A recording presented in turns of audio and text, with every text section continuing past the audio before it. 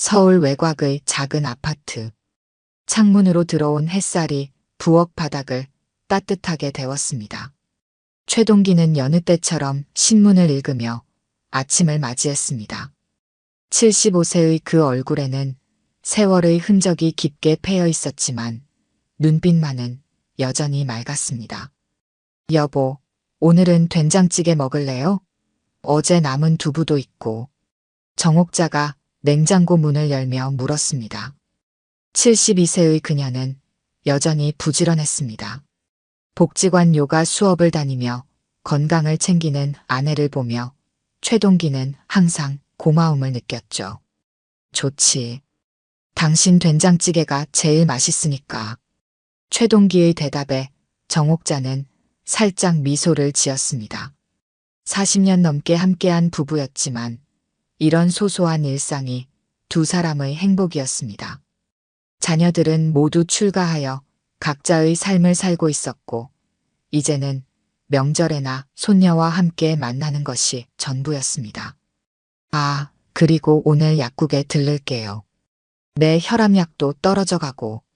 정옥자는 다시 냉장고 앞에서 반찬통을 꺼내며 말했습니다. 최동기는 고개를 끄덕였습니다. 아내는 항상 건강에 신경 쓰는 편이었습니다. 복지관에서 요가를 배우기 시작한 것도 그 때문이었죠. 당신도 가끔은 병원 가봐요. 요즘 기침 심하던데. 정옥자의 걱정에 최동기는 손을 내저었습니다. 괜찮아. 나이 들면 다 그렇지 뭐. 아침 식사를 마친 후 정옥자는 설거지를 하고 최동기는 베란다에 나가 화분에 물을 주었습니다. 평범한 하루가 시작된 것처럼 보였습니다. 누구도 이날이 그들의 마지막 평범한 아침이 될 줄은 몰랐습니다. 오후가 되자 정옥자는 복지관에 다녀온다며 나갔습니다. 최동기는 텔레비전을 보며 시간을 보냈죠. 저녁 무렵 정옥자가 돌아왔을 때는 평소보다 얼굴이 조금 상기되어 있었습니다. 어디 아파요? 최동기가 걱정스레 물었습니다. 아니에요. 복지관에서 좀 많이 움직였나 봐요. 조금 쉬면 괜찮아질 거예요. 정옥자는 그렇게 말하며 저녁 준비를 시작했습니다. 평소와 같은 일상이었습니다. 저녁을 먹고 텔레비전을 함께 본 후 잠자리에 들었습니다. 다음 날 아침, 최동기는 평소처럼 일어나 신문을 펼쳤습니다. 정옥자도 일어나 부엌으로 향했습니다. 평소처럼 반찬을 꺼내던 중 갑자기 그녀가 화장실로 향했습니다. 여보, 괜찮아요? 최동기가 물었지만 대답이 없었습니다. 이상하게 여긴 그는 화장실 문을 두드렸습니다. 여전히 대답이 없자 문을 열었습니다. 정옥자가 바닥에 쓰러져 있었습니다.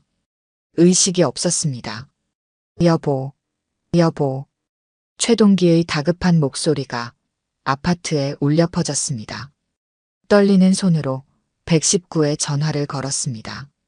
구급차가 도착하기까지의 시간이 그에게는 영원처럼 느껴졌습니다. 구급대원들이 정옥자를 병원으로 옮겼습니다. 최동기는 정신없이 구급차를 따라 병원으로 향했습니다. 하지만 병원에 도착했을 때 의사는 고개를 저었습니다. 심장마비였습니다. 최선을 다했지만 죄송합니다. 최동기의 세계가 그 순간 무너져 내렸습니다. 40년 넘게 함께한 아내가 갑자기 세상을 떠났습니다. 자연사라는 의사의 진단. 하지만 그의 마음속에는 깊은 슬픔만이 남았습니다. 아내의 죽음. 그리고 이어질 예상치 못한 사건들. 최동기의 평범했던 삶은 그날 아침부터 완전히 달라졌습니다. 장례식장은 조용했습니다. 최동기는 검은 정장을 입고 영정사진 앞에 서 있었습니다. 아내의 웃는 얼굴이 액자 속에서 그를 바라보고 있었습니다. 믿기지 않는 현실이었습니다. 아버지, 괜찮으세요? 큰딸 최미란이 다가와 아버지의 어깨를 토닥였습니다. 작은 아들 최준호도 옆에 서서 아버지를 지켜봤습니다. 조촐한 장례식이었습니다. 몇몇 이웃들과 친척들만이 참석했습니다. 당신이 갑자기 떠나다니 난 아직도 믿기지가 않아. 최동기는 영정사진을 바라보며 작은 목소리로 중얼거렸습니다. 40년 넘게 함께한 시간이 이렇게 끝날 줄은 몰랐습니다. 장례는 3일장으로 치러졌습니다. 마지막 날 모든 절차가 끝나고 최동기는 빈 아파트로 돌아왔습니다. 텅 빈 집안에는 정옥자의 흔적만 가득했습니다. 그녀가 좋아하던 화분, 그녀가 쓰던 안경, 그녀가 입던 옷들. 모든 것이 그대로였지만 정옥자는 없었습니다. 장례식 다음 날 최동기가 창가에 앉아 바깥을 멍하니 바라보고 있을 때 전화벨이 울렸습니다. 네, 최동기입니다. 안녕하세요. 미래생명보험의 김지훈입니다. 정옥자님의 남편분이시죠? 먼저 삼가 고인의 명복을 빕니다. 최동기는 눈썹을 찌푸렸습니다. 보험회사라니 아내가 무슨 보험에 가입했던 걸까요? 네, 그런데요. 사모님께서 생전에 가입하신 종신보험 관련해서 연락드렸습니다. 보험금 청구 절차를 안내해 드리려고요. 최동기는 잠시 생각에 잠겼습니다. 아내가 보험에 가입했다는 사실을 몰랐습니다. 하지만 그것보다 더 이상한 것은 다음에 들려온 보험사 직원의 말이었습니다. 수익자가 따로 지정되어 있어서 확인차 연락드렸습니다. 제가 아닙니까? 최동기의 질문에 보험사 직원은 잠시 침묵했습니다. 아, 수익자는 박성진님으로 지정되어 있습니다. 박성진이요? 누굽니까? 그 사람이. 최동기의 목소리가 높아졌습니다. 박성진이라는 이름은 처음 듣는 이름이었습니다. 저희도 자세한 정보는 알 수 없습니다. 다만 보험 계약 당시 고인께서 직접 수익자로 지정하셨고 관련 서류에 서명하셨습니다. 최동기는 혼란스러웠습니다. 아내가 모르는 사람을 보험금 수익자로 지정했다니. 그것도 자신에게 전혀 알리지 않고. 혹시 조카일지도 모르겠군요. 최동기는 문득 아내가 종종 언급했던 말이 떠올랐습니다. 돌봐줘야 할 조카가 있어. 아내는 가끔 그런 말을 했습니다. 최동기는 그저 친척의 아이를 잠시 돌봐준다는 의미로 알고 있었습니다. 혹시 그 조카의 이름이 박성진일까요?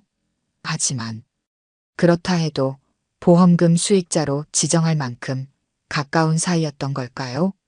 수익자 변경이 가능합니까? 최동기가 물었습니다. 죄송합니다만 고인이 서명한 계약이라 변경이 어렵습니다. 법적으로 수익자 권리가 인정되기 때문에요. 통화가 끝난 후 최동기는 깊은 생각에 잠겼습니다. 불쾌한 기분이 가시지 않았습니다. 40년을 함께한 아내가 자신도 모르게 다른 사람을 보험금 수익자로 지정했다니. 그것도 알지도 못하는 사람을요.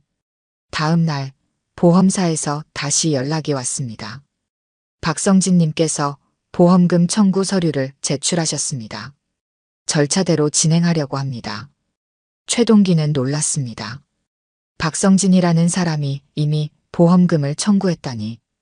그토록 빠르게 움직였다니 수상했습니다. 잠깐만요. 그 사람이 정말 제 아내와 관계가 있는 사람인지 확인은 하셨습니까? 기본적인 신원 확인은 했습니다.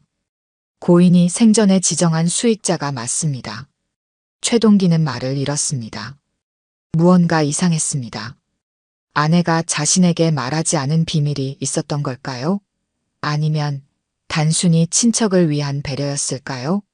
하지만 마음 한구석에서는 불안감이 커져갔습니다. 보험사 직원과의 통화 이후 최동기는 이 박성진이라는 사람에 대해 더 알아봐야겠다고 결심했습니다. 아내가 왜 나도 모르게 다른 사람을 수익자로 지정했을까? 그 질문은 최동기의 머릿속을 떠나지 않았습니다. 평생을 함께한 아내였지만 이제 보니 몰랐던 부분이 있었던 것 같았습니다. 그 사실이 그를 더욱 괴롭게 했습니다. 장례를 치른 지 일주일이 지났습니다. 최동기는 아내가 없는 집에서 혼자 지내는 것이 여전히 낯설었습니다. 매일 아침 일어나면 옆자리가 비어 있다는 사실이 그를 슬프게 했습니다. 하지만 그보다 더 그의 마음을 무겁게 하는 것은 박성진이라는 이름이었습니다. 최동기는 보험사에 다시 연락했습니다. 박성진이라는 분의 연락처를 알려줄 수 있습니까? 죄송합니다만 개인정보 보호 때문에 저희가 직접 알려드리기는 어렵습니다. 다만 박성진님께 최동기님께서 연락을 원하신다고 전달해 드릴 수는 있습니다. 그렇게 해주세요. 기다림의 시간이 길게 느껴졌습니다. 하루가 지나고 이틀이 지나도 박성진으로부터 연락은 오지 않았습니다. 최동기는 점점 초조해졌습니다. 아내의 보험금이 모르는 사람에게 지급된다는 사실이 견딜 수 없었습니다. 3일째 되는 날 드디어 전화가 왔습니다. 최동기 씨입니까? 박성진입니다. 낯선 남자의 목소리였습니다. 젊은 사람 같았습니다. 네, 제가 최동기입니다. 당신이 누구인지 알고 싶습니다. 어떻게 제 아내의 보험금 수익자가 되었는지요? 아, 그건 정옥자 씨가 직접 지정하신 겁니다. 저희는 오랫동안 알고 지냈거든요. 박성진의 말투는 가볍고 불성실하게 들렸습니다. 마치 중요하지 않은 일인 것처럼 말했습니다. 어떤 관계였습니까? 제 아내와 당신이 그냥 알고 지내던 사이였습니다. 더 이상 말씀드릴 게 없네요. 그리고 전화는 갑자기 끊겼습니다. 최동기는 다시 걸었지만 받지 않았습니다. 그 다음 날도 마찬가지였습니다. 박성진은 의도적으로 전화를 피하는 것 같았습니다. 최동기는 보험사에 다시 연락했습니다. 보험금 지급을 보류해 주실 수 있습니까? 제가 이 박성진이라는 사람에 대해 좀 더 알아봐야 할 것 같습니다. 법적으로는 지급을 미룰 만한 근거가 필요합니다. 단순한 의심만으로는 어렵습니다. 제 아내가 돌아가시기 전 이 사람과 어떤 관계였는지 조사할 필요가 있습니다.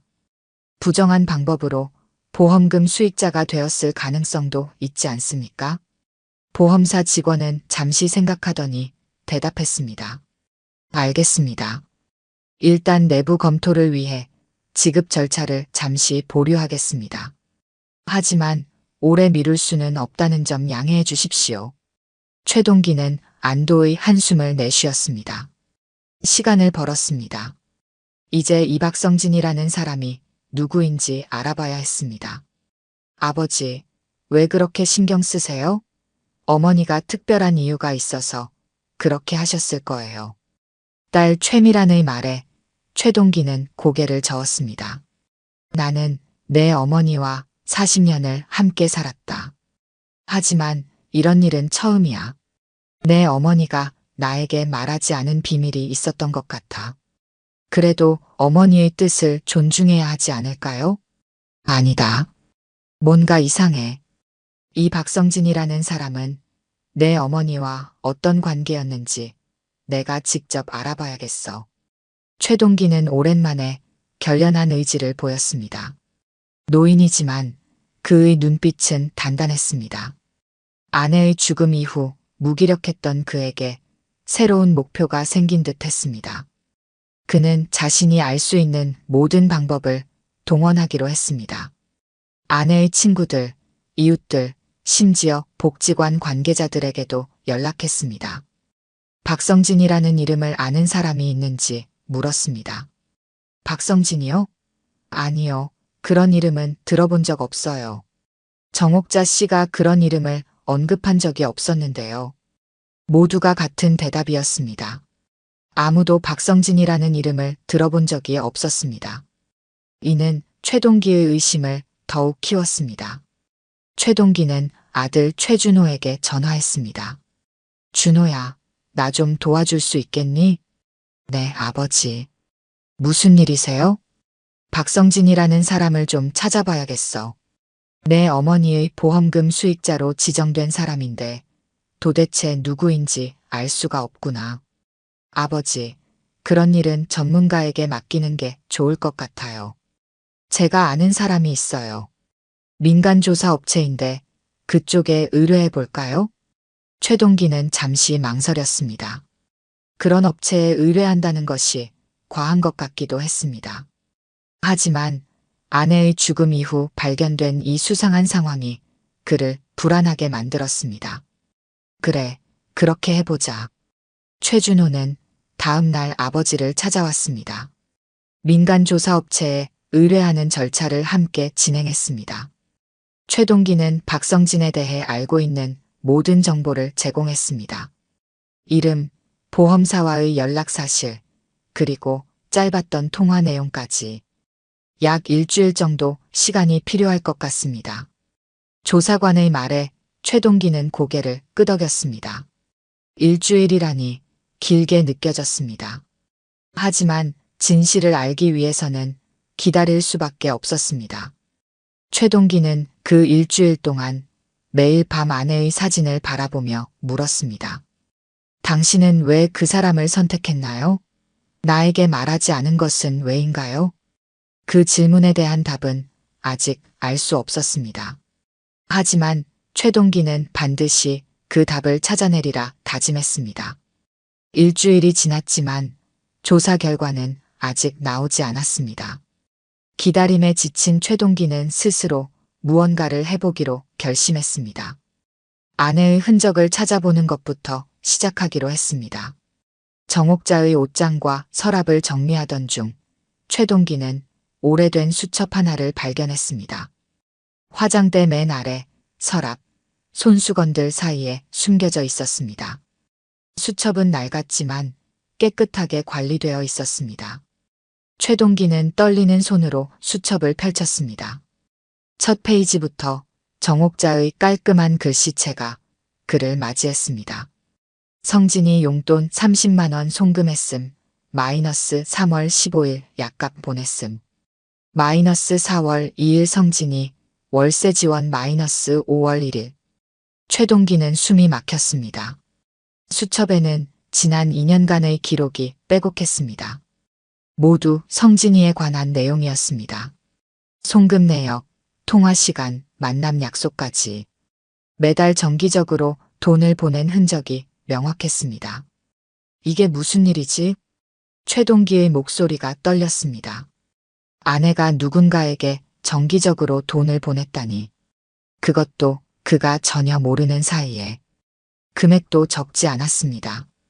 수첩 마지막 페이지에는 성진이 병원비 100만 원이라는 메모도 있었습니다. 최동기는 서둘러 아내의 통장을 찾았습니다. 서류함에 보관된 통장을 꺼내 내역을 확인했습니다.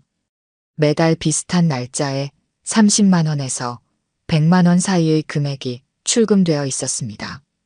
받는 사람은 박성진으로 표기되어 있었습니다. 이렇게 큰 돈을 보냈는데 내가 전혀 몰랐다니.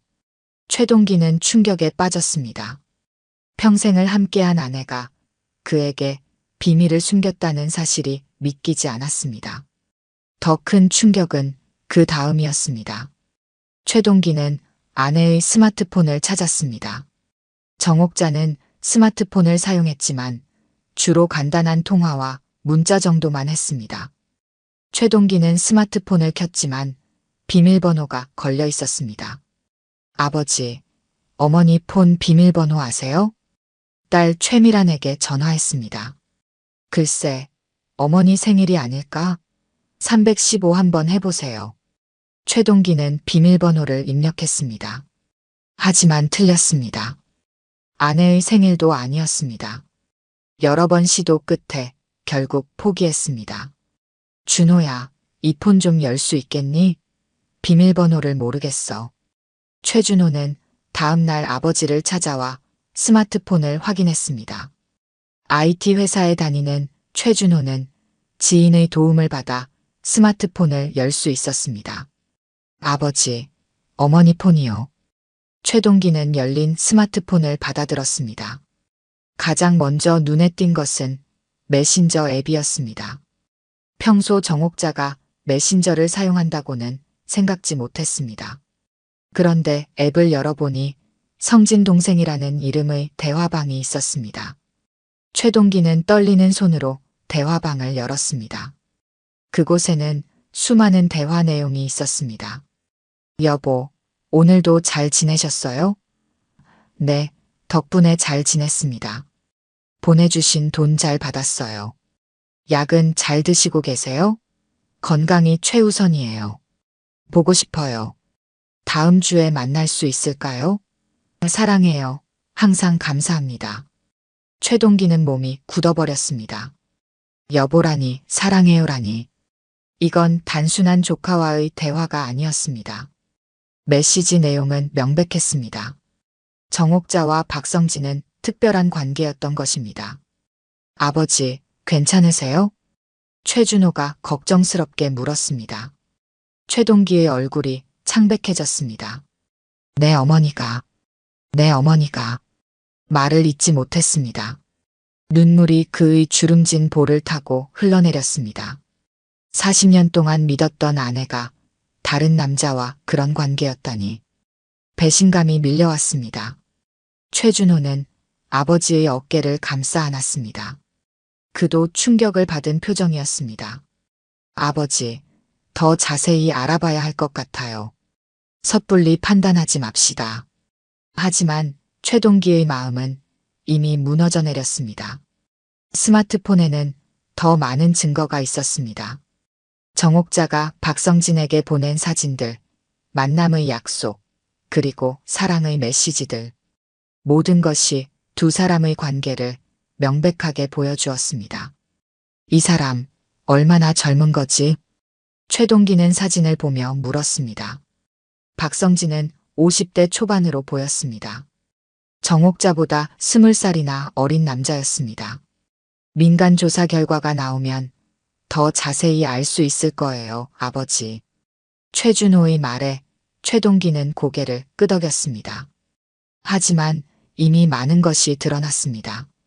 아내는 자신도 모르게 다른 남자와 깊은 관계를 맺고 있었던 것입니다. 그것도 자신보다 훨씬 젊은 남자와. 최동기는 그날 밤 잠을 이루지 못했습니다. 40년간의 결혼 생활이 거짓이었던 건지 아니면 최근에 시작된 일인지 알 수 없었습니다. 어느 쪽이든 아내의 배신은 명백했습니다. 다음 날 아침 최동기는 은행에 방문했습니다. 정옥자의 계좌 내역을 더 자세히 살펴보고 싶었습니다.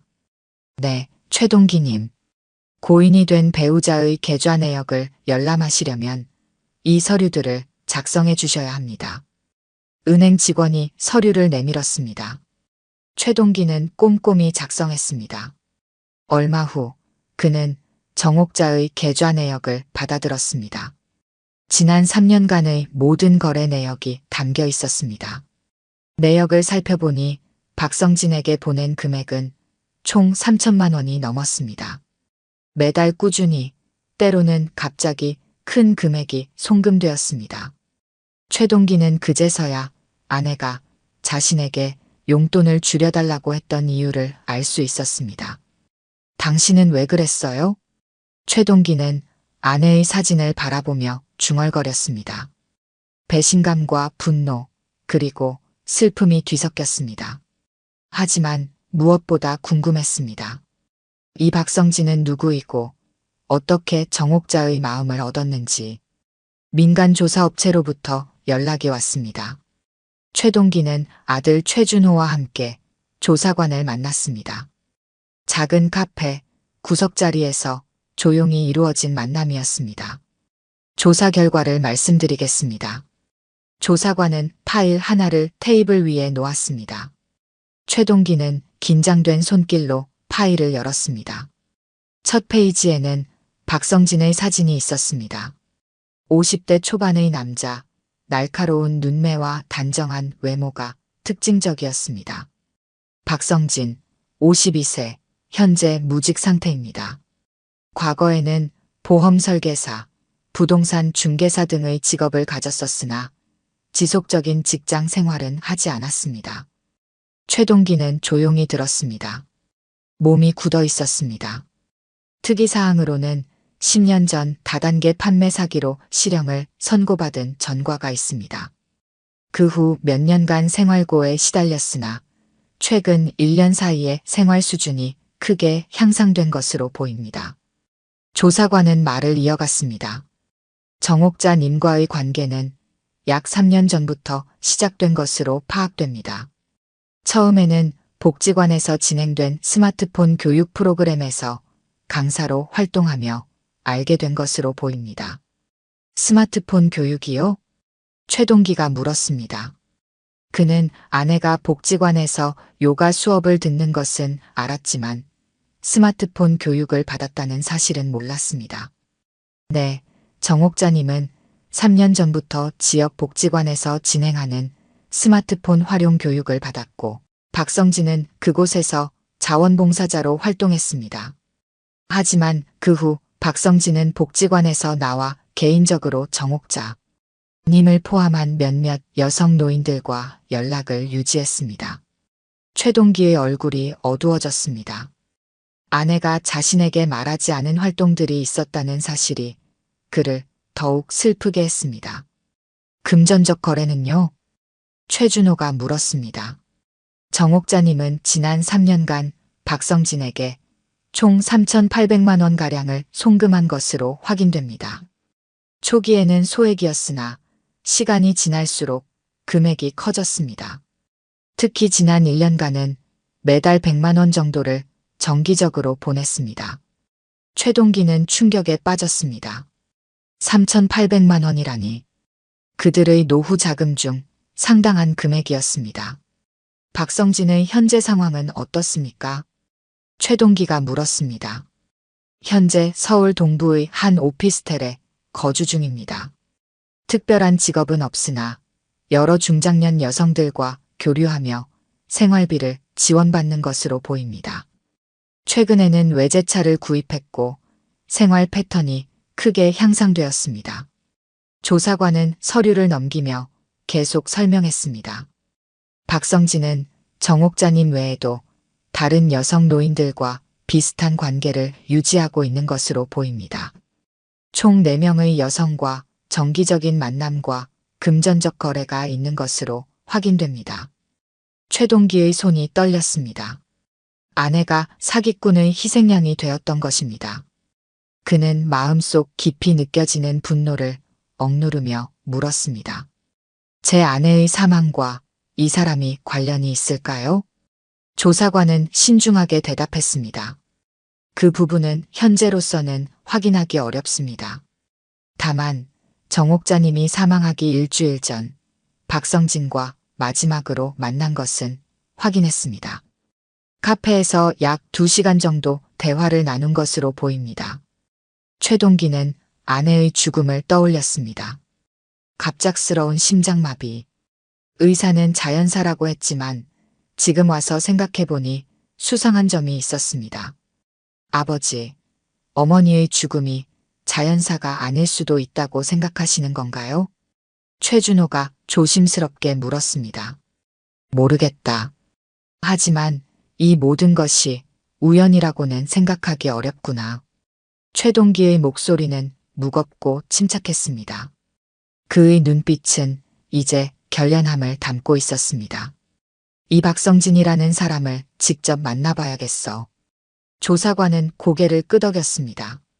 저희가 박성진의 일상 패턴을 파악해 놓았습니다.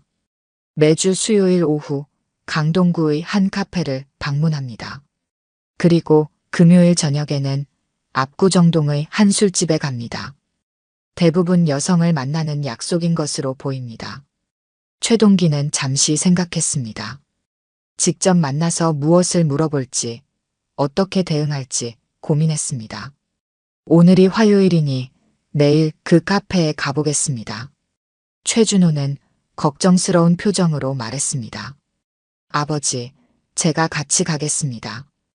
혼자 가시면 위험할 수 있어요. 최동기는 고개를 가로저었습니다. 아니다. 혼자 가야 한다. 이건 내가 해결해야 할 문제야. 그날 밤 최동기는 침대에 누워 천장을 바라보았습니다. 머릿속은 복잡했습니다. 아내의 배신, 박성진이라는 사기꾼, 그리고 아내의 죽음까지 모든 것이 연결되어 있는 것 같았습니다. 내 아내가 날 배신한 거야? 아니, 저자가 사기꾼인가? 혼란스러운 생각들이 그의 머릿속을 맴돌았습니다. 오랜 결혼 생활 동안 아내를 완전히 이해하지 못했다는 자책감도 들었습니다. 하지만 동시에 아내가 사기꾼에게 속았다는 생각에 분노가 치밀었습니다. 다음 날 오후 최동기는 조사관이 알려준 카페 앞에 도착했습니다. 그는 차 안에서 기다렸습니다. 1시간 후 마침내 박성진이 나타났습니다. 사진으로 본 것보다 더 젊어 보였습니다. 세련된 옷차림, 자신감 넘치는 걸음걸이가 인상적이었습니다. 박성진은 카페로 들어갔습니다. 잠시 후 한 중년 여성이 들어가 그와 합석했습니다. 최동기는 그들을 지켜보았습니다. 웃고 대화하는 모습, 때론 손을 잡는 친밀한 모습까지 마치 연인처럼 보였습니다. 최동기의 가슴이 무거워졌습니다. 아내도 이렇게 속았던 것일까요? 박성진의 감언이설에 넘어가 돈을 건네고 심지어 보험금 수익자로 지정했던 것일까요? 그는 조용히 차를 출발시켰습니다. 오늘은 관찰만 하기로 했습니다. 하지만 이제 그는 확신했습니다. 박성진은 사기꾼이었고 아내는 피해자였습니다. 그리고 아내의 죽음에도 뭔가 수상한 점이 있다는 것을. 박성진을 관찰한 후 최동기는 새로운 의문을 품게 되었습니다. 아내의 죽음이 과연 자연사였을까요? 의사는 심장마비라고 했지만 이제 모든 상황이 의심스러웠습니다. 다음 날 아침 최동기는 정옥자가 사망한 병원을 찾았습니다. 의료 기록을 다시 확인하고 싶었습니다.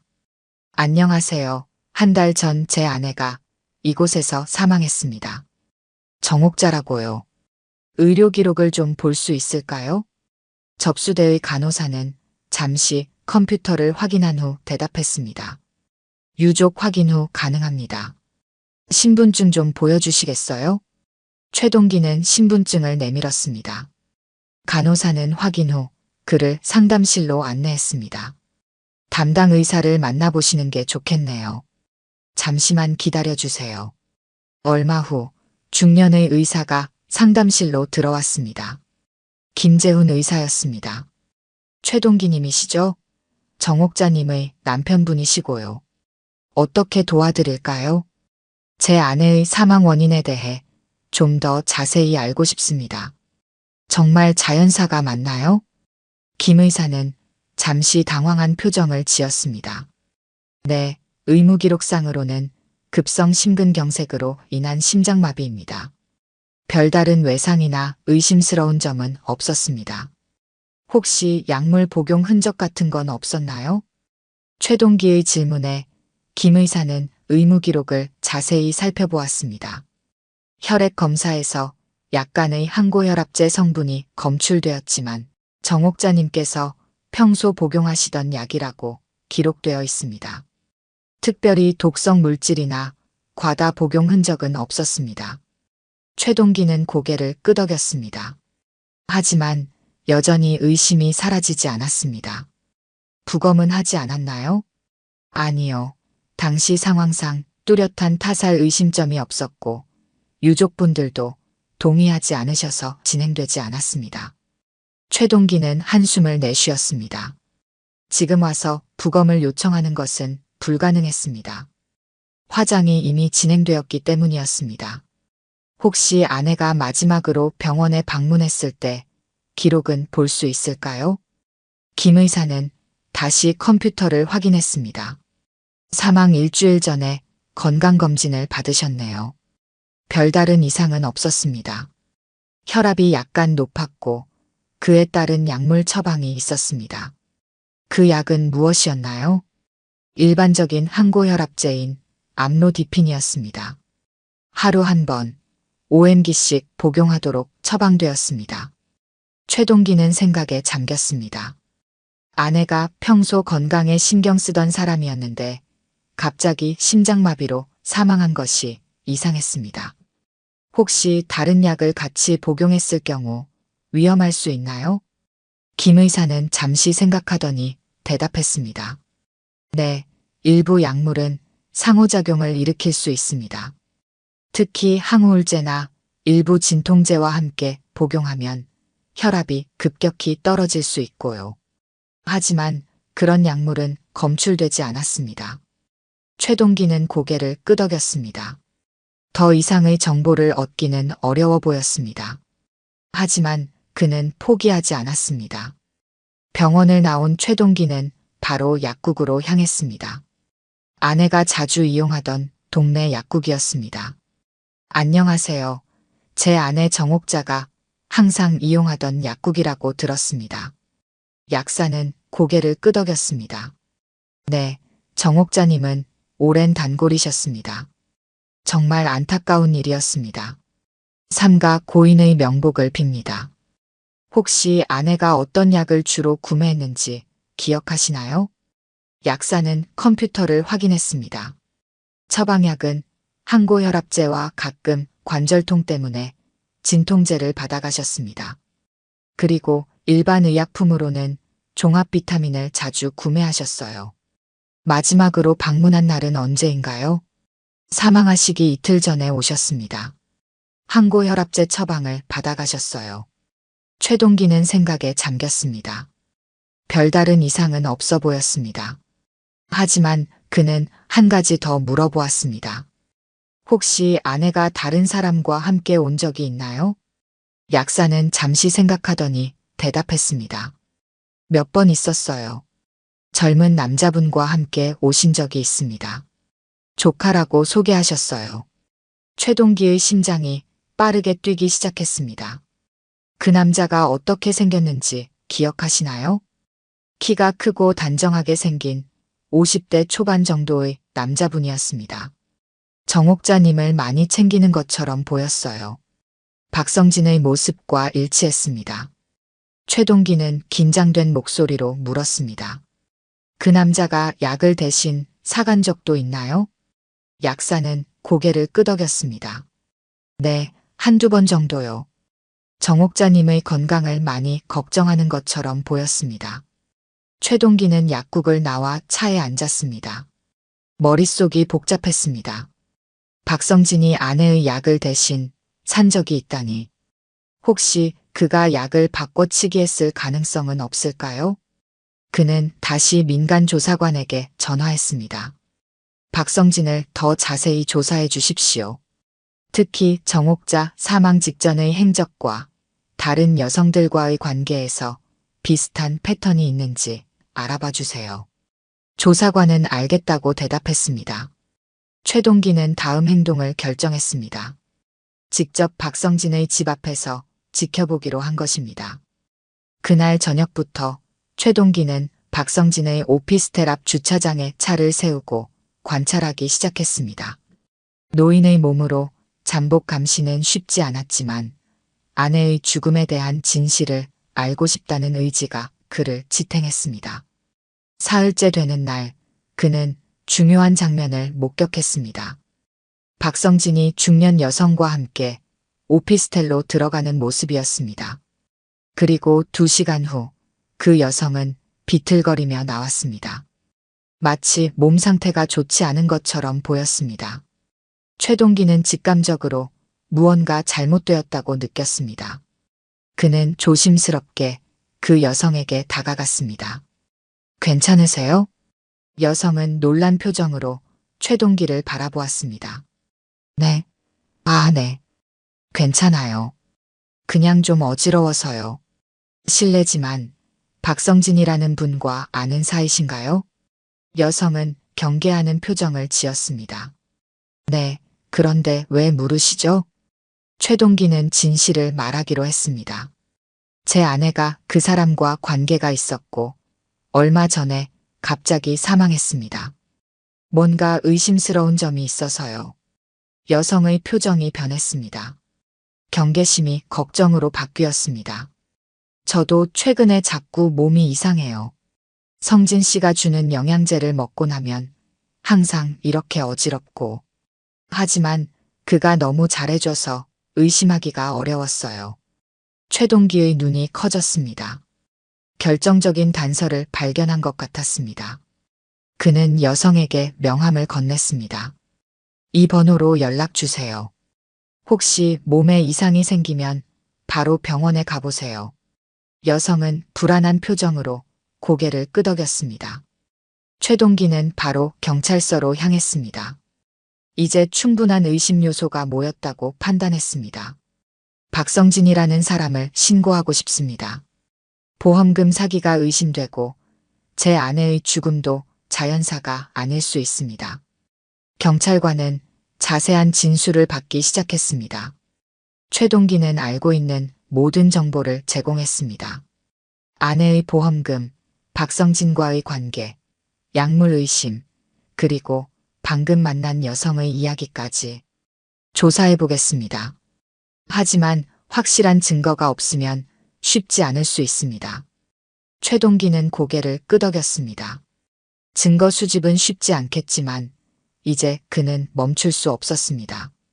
아내의 죽음에 대한 진실을 밝혀야 했습니다.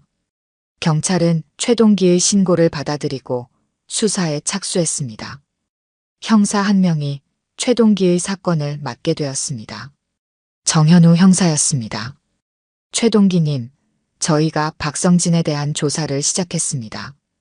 그런데 법적으로 확실한 증거가 없으면 수사를 진행하기 어려울 수 있습니다. 최동기는 고개를 끄덕였습니다. 그는 이미 그런 말을 예상하고 있었습니다. 제가 수집한 자료가 있습니다. 민간 조사관을 통해 알아낸 박성진의 정보, 아내의 통장 내역, 메시지 기록 등입니다. 최동기는 준비해온 서류 뭉치를 정현우 형사에게 건넸습니다. 형사는 자료를 꼼꼼히 살펴보았습니다. 이 자료들은 분명 박성진과 정옥자님의 관계를 보여주는 증거가 됩니다. 하지만 사망과의 연관성을 입증하기는 아직 부족합니다. 최동기의 표정이 어두워졌습니다. 그때 그의 전화가 울렸습니다. 여보세요? 최동기 씨인가요? 박성진의 오피스텔 앞에서 만났던 여자입니다. 이선이라고 해요. 최동기는 눈을 크게 떴습니다. 얼마 전 박성진의 집 앞에서 만났던 중년 여성이었습니다. 네, 기억합니다. 어떻게 지내세요? 병원에 갔었어요. 혹시나 해서 혈액 검사를 했는데 특이한 약물이 검출되었다고 합니다. 의사가 누군가 고의로 약을 섞었을 가능성이 있다고 말하더군요. 최동기는 정현우 형사를 바라보았습니다. 형사도 관심을 보이며 전화 통화에 귀를 기울였습니다. 이선희 씨, 혹시 경찰에 이 내용을 진술해 주실 수 있을까요? 지금 저는 경찰서에 있습니다. 이선희는 잠시 망설이는 듯 했지만 이내 동의했습니다. 네, 가겠습니다. 저도 이 일이 너무 무서워요. 1시간 후 이선희가 경찰서에 도착했습니다. 그녀는 정현우 형사에게 자세한 상황을 설명했습니다. 박성진 씨는 항상 저에게 영양제라며 약을 건네주었어요. 처음에는 별 의심 없이 먹었는데 먹고 나면 항상 어지럽고 가슴이 두근거렸습니다. 그날도 마찬가지였고요. 이선희는 병원에서 받은 혈액 검사 결과지를 건넸습니다. 의사가 이 약물은 고혈압 약과 함께 복용하면 위험할 수 있다고 했어요. 저는 고혈압이 있거든요. 정현우 형사의 표정이 심각해졌습니다. 그는 결과지를 자세히 살펴본 후 동료들과 논의하기 시작했습니다. 이 진술과 증거로 박성진에 대한 수사 영장을 청구할 수 있을 것 같습니다. 최동기는 안도의 한숨을 내쉬었습니다. 드디어 진전이 있었습니다. 이튿날 경찰은 박성진의 오피스텔을 압수수색했습니다. 그곳에서 다양한 약물과 여러 여성들의 개인정보가 담긴 노트가 발견되었습니다. 노트에는 여성들의 건강 상태, 보험 가입 여부, 그리고 접근 방법이라는 제목 아래 자세한 계획이 적혀 있었습니다. 정현우 형사는 최동기에게 전화했습니다. 박성진을 체포했습니다. 그의 집에서 발견된 증거들이 상당히 결정적입니다. 최동기는 안도했지만 동시에 마음이 무거웠습니다. 아내가 이런 사기꾼에게 속았다는 사실이 그를 슬프게 했습니다. 정옥자님의 사망과 관련해서는 어떻게 되나요? 법의학 전문가가 정옥자님의 사망 당시 혈액 샘플을 재검사하고 있습니다. 다행히 병원에서 보관 중이던 샘플이 있었습니다. 며칠 후 검사 결과가 나왔습니다. 정현우 형사가 최동기를 경찰서로 불렀습니다. 최동기님, 검사 결과 정옥자님의 혈액에서 벤조디아제핀 계열의 약물이 과다 검출되었습니다. 이 약물은 고혈압 약과 함께 복용하면 심장에 부담을 줄 수 있습니다. 최동기의 얼굴이 창백해졌습니다. 아내가 약물로 인해 사망했다는 사실이 확인된 것입니다. 그럼 박성진이 제 아내를... 정현우 형사는 고개를 끄덕였습니다. 박성진의 통화 기록과 계좌 내역, 메신저 대화 내용을 모두 조사했습니다. 그는 정옥자 님뿐만 아니라 다수의 중장년 여성들과 비슷한 방식으로 관계를 맺고 있었습니다. 형사는 서류 하나를 최동기에게 건넸습니다. 특히 이 내용이 결정적입니다. 박성진이 정옥자님에게 보낸 메시지 중에 약 잘 먹었어요? 라는 내용이 여러 차례 있었고 정옥자님이 사망하기 전날에도 동일한 메시지가 있었습니다. 최동기는 서류를 받아들었지만 손이 떨렸습니다. 아내의 죽음이 사고가 아니라 타살이었다는 사실을 받아들이기 어려웠습니다. 더 결정적인 것은 박성진의 노트에서 발견된 내용입니다.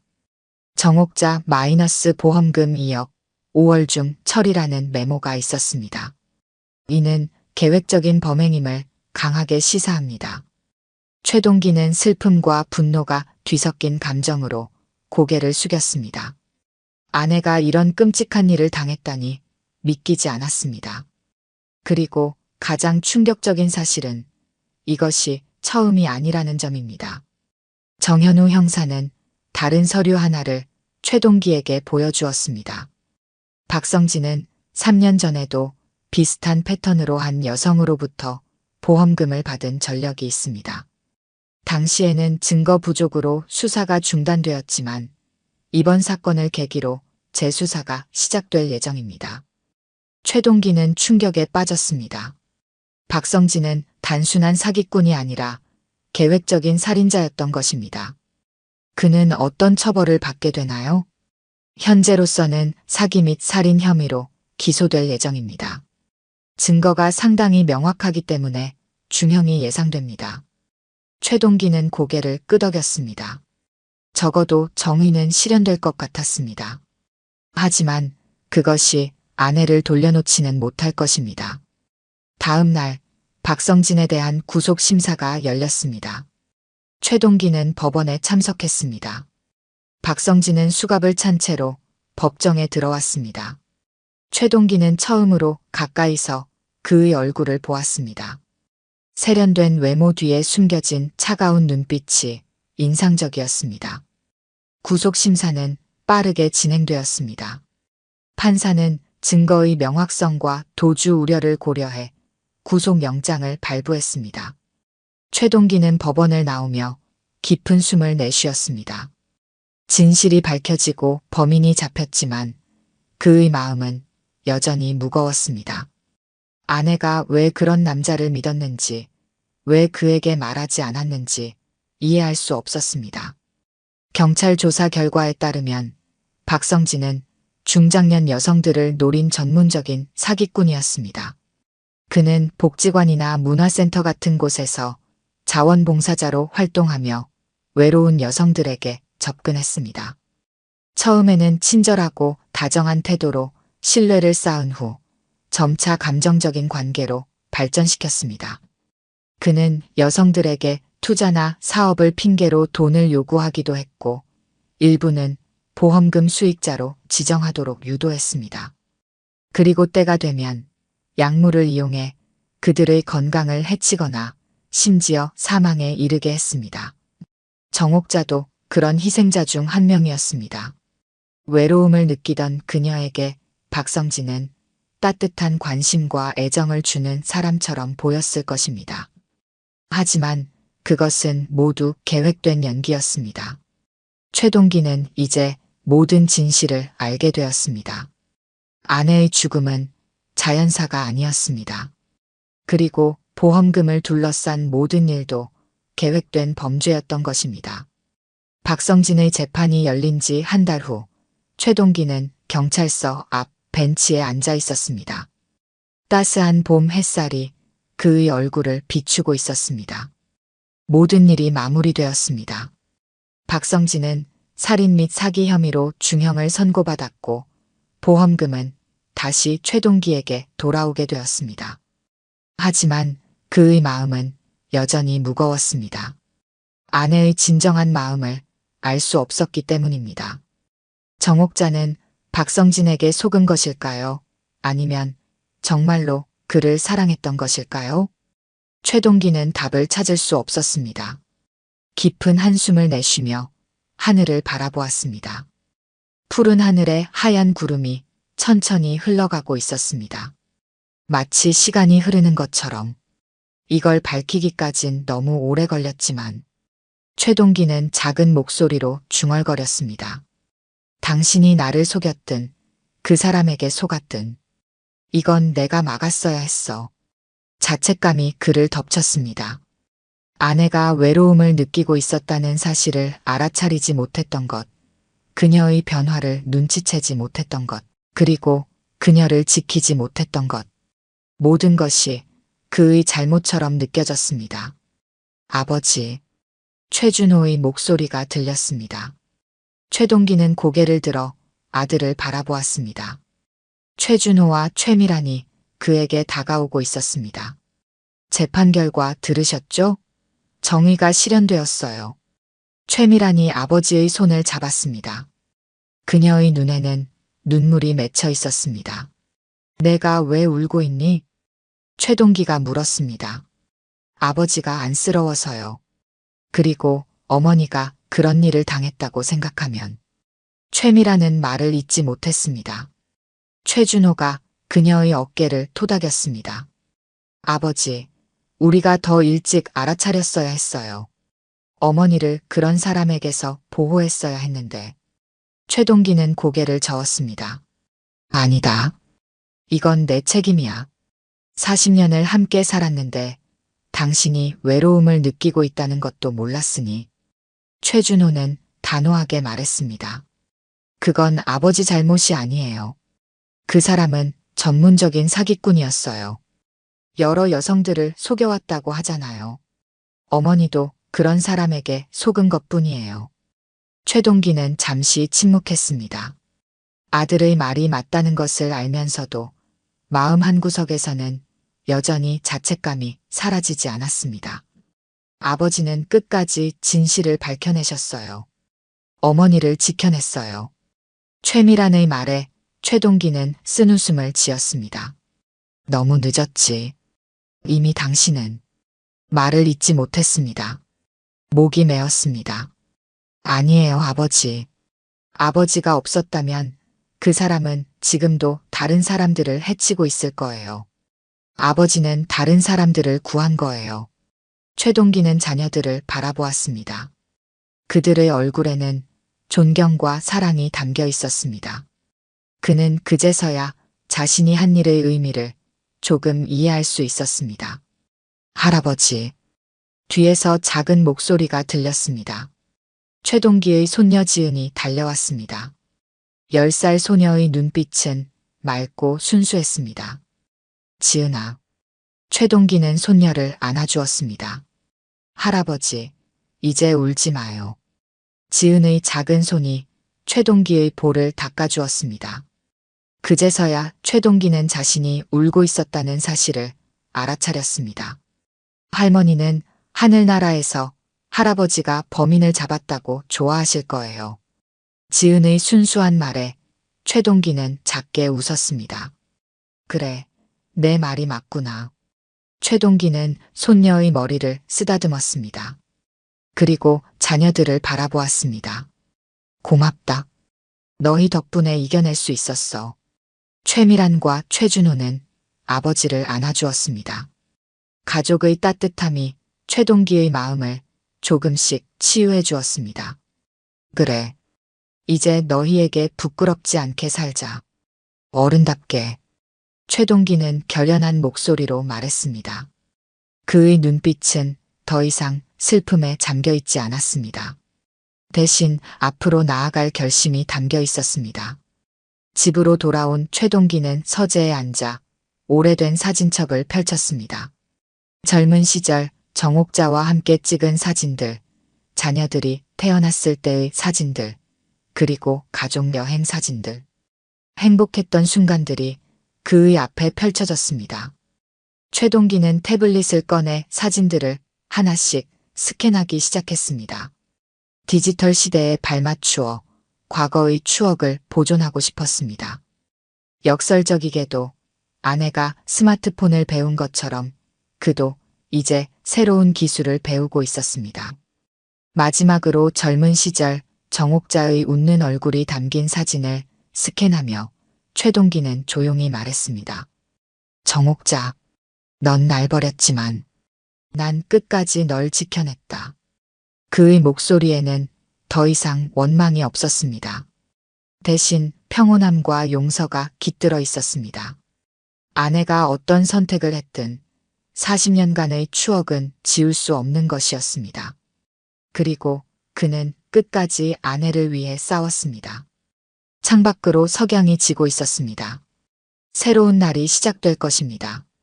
최동기는 이제 미래를 바라볼 준비가 되어 있었습니다. 과거에 묶여있지 않고 자녀들과 손녀와 함께 새로운 시간을 만들어갈 것입니다.